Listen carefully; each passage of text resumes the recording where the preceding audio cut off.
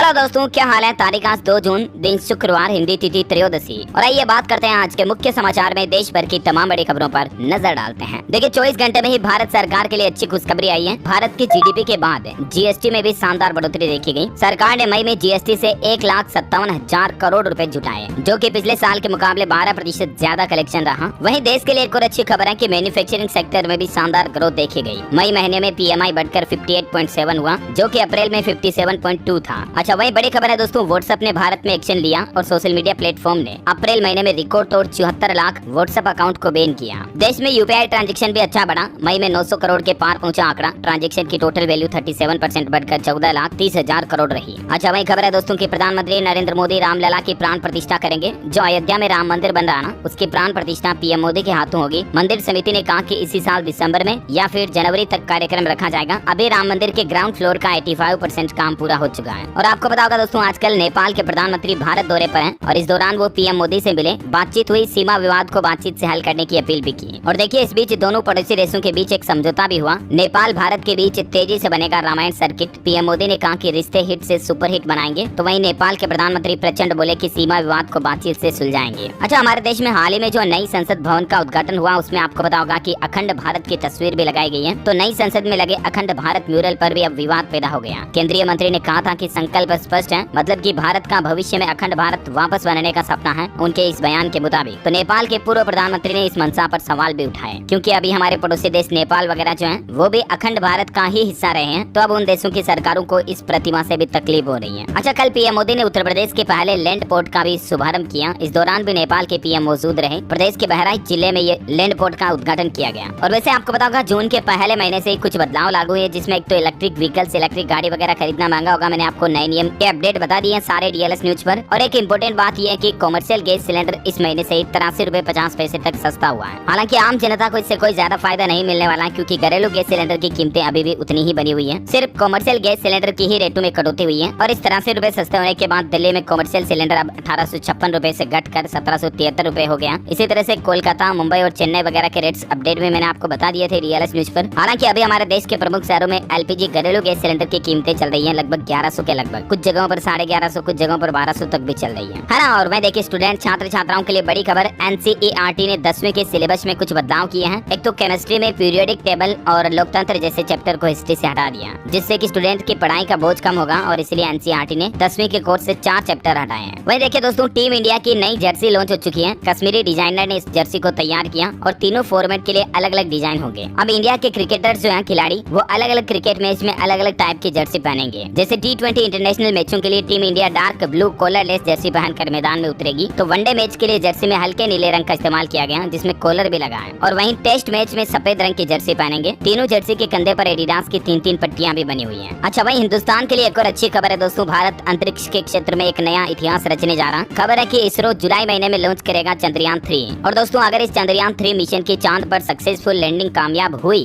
तो दुनिया में भारत ऐसा करने वाला चौथा देश बन जाएगा। चंद्रयान 3 की लॉन्चिंग श्रीहरिकोटा के सतीश धवन स्पेस सेंटर से की जाएगी, है ना। और मैं देखिए बड़ी खबर, मणिपुर राज्य में गृह मंत्री अमित शाह के दौरे के बाद एक बड़ा प्रशासनिक बदलाव देखा गया। मणिपुर के नए पुलिस चीफ होंगे राजीव सिंह। पी डोंगल को हटाया गया। अमित शाह बोले कि हाईकोर्ट के जल्दबाजी भरे फैसले से ये हिंसा हुई। तो वहीं इधर दिल्ली के मुख्यमंत्री अरविंद केजरीवाल को भी तमिलनाडु के मुख्यमंत्री M.K. स्टालिन का समर्थन मिला। वो बोले कि हम अध्यादेश के खिलाफ दिल्ली के साथ और संसद में भी विरोध करेंगे। अच्छा, आईपीएल फाइनल जीतने के बाद ट्रॉफी लेकर तिरुपति मंदिर पहुंचे सीएसके के मालिक श्रीनिवासन। चेन्नई के 5वें टाइटल जीतने के बाद विशेष पूजा भी की गई। कुछ तस्वीरें आप देख सकते हैं। तो वहीं राहुल गांधी आजकल अमेरिका दौरे पर हैं और 86 दिन बाद फिर विदेश